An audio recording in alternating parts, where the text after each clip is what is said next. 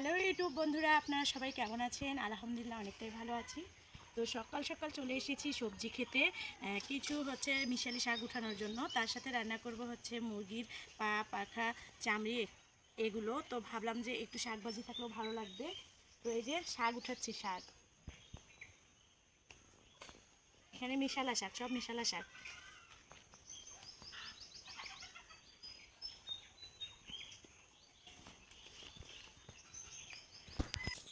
শাক উঠানো শেষ, এখন আমরা যাচ্ছি বাড়িতে। আর আমি মানে সবজি ক্ষেত থেকে এসে কিন্তু আগে হচ্ছে শাকটা উঠাই দিচ্ছি। তো আগে শাকটা রান্না করে নেব, দেশি শাক। ঠিক আছে, এই যে শাকটা উঠে দিলাম। এদিকে হচ্ছে যে ফ্রিজে হচ্ছে কিছু মুরগির পা, পাগা, তারপর চামড়ি আছে, সেটাও রান্না করব। তো সেটা আমি আজকে কীভাবে রান্না করব সেটাই আপনাদের সঙ্গে শেয়ার করব। ঠিক আছে, শাক সিদ্ধতে একটু লবণ দিয়ে দেবো হালকা করে, শাকটা ঢেকে দিলাম। তো আজকে কিন্তু হচ্ছে চামড়ি ভাজিটা করবো একদম ছোটো আলু দিয়ে, বেশি ছোটো আলু যেগুলো হচ্ছে আমরা ভর্তা খাই বা করলা ভাজিতে খাই। তো আরও অনেক কিছু রান্না করেছি, ছোটো আলু দিয়ে ভাজি করব। এগুলো হচ্ছে দেশি ছোটো আলু।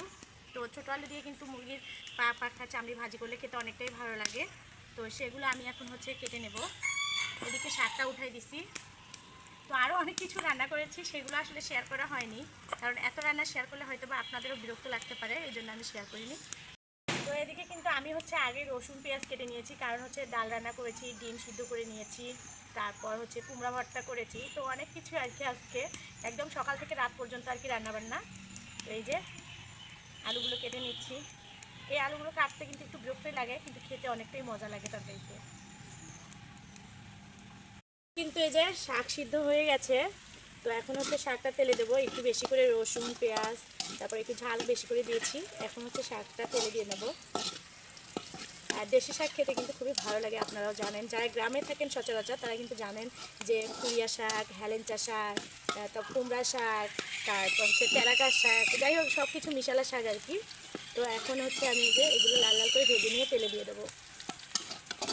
এটা রান্না শেষ হলেই চামড়িটা রান্না করব।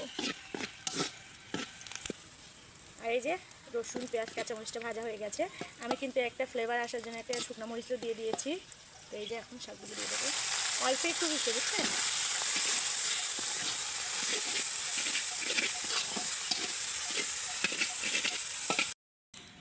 আমার সব কিছু কাটা হয়ে গেছে। এই যে ছোটো আলু কেটে নিয়েছি, এদিকে পা, পাখা, চামড়িগুলো ভালো করে পরিষ্কার করে নিয়েছি। আর এখন হচ্ছে আমি এই যে তেল দিয়ে দিয়েছি কড়াইয়ে। এখন হচ্ছে মানে পেঁয়াজ, মরিচ এগুলো দিয়ে দেবো। কাঁচামরিচ দিয়ে কিন্তু রান্না করলে খেতে ভালোই লাগে।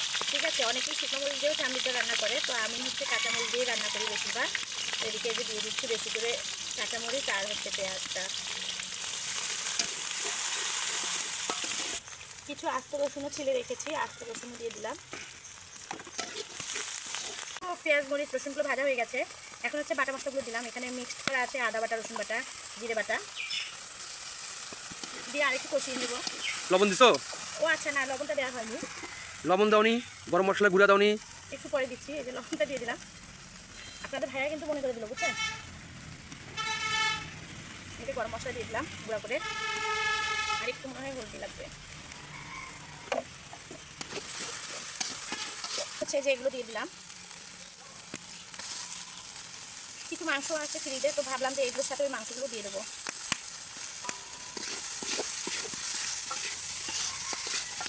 তো আজকে কিন্তু রান্না করছি দেশি আলু আর তার সাথে আস্ত রসুন দিয়ে মুরগির চামড়ি। ঠিক আছে, তো এগুলো আমার প্রায় কষানো হয়ে গেছে। আমি এখন আলুগুলো দিয়ে দেবো। আপনারা কিন্তু এভাবে রান্না করে খেতে পারেন। অনেকেই কিন্তু চামড়িটা খায় না, ফেলায় দেয়, পছন্দ করে না। তো ফেলায় না দিয়ে এগুলো রান্না করলে খেতে খুবই ভালো লাগে, বুঝছেন।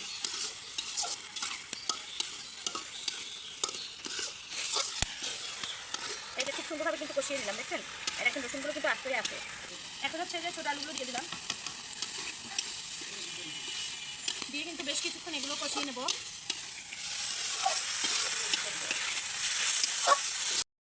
এভাবে কিন্তু অনেকক্ষণ ধরে কষাতে হবে, বুঝছেন।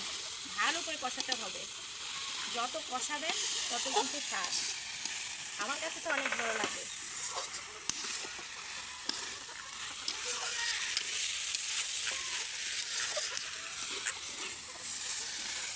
আচ্ছা, তোমার কাছে কেমন লাগবে বলো তো খেতে?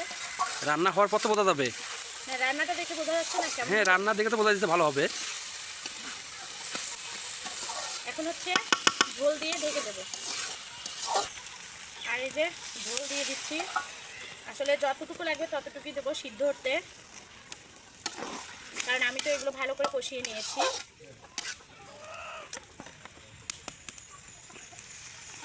তো ঝোল দেওয়া শেষ, এখন হচ্ছে ঢেকে দেবো। এখন হচ্ছে ঢাকনাটা তুলে দেখবো কি অবস্থা।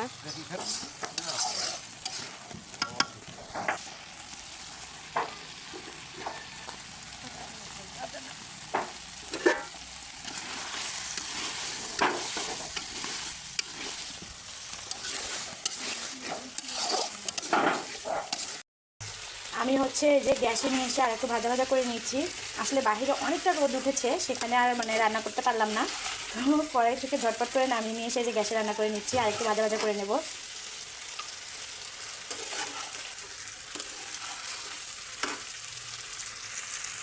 রান্না বান্না শেষ। তো এখানে যে চামড়িটা যে ছোট আলু দিয়ে ভুনা করে নিয়েছি, আর এখানে হচ্ছে যে করলা ভাজি, তো এখানে হচ্ছে পাতলা করে মসুর ডাল, তার সাথে যে ডিম, আর এই তো হচ্ছে সেই দেশি শাক ভাজা। তো আজকে কিন্তু হচ্ছে এগুলোই আর কি মোটামুটিভাবে। তো আমার দেশি মুরগির চামড়ি রান্নাটা কেমন হয়েছে অবশ্যই কিন্তু সবাই কমেন্ট করে জানাবেন। সবাই ভালো থাকবেন, সুস্থ থাকবেন। আল্লাহ হাফিজ।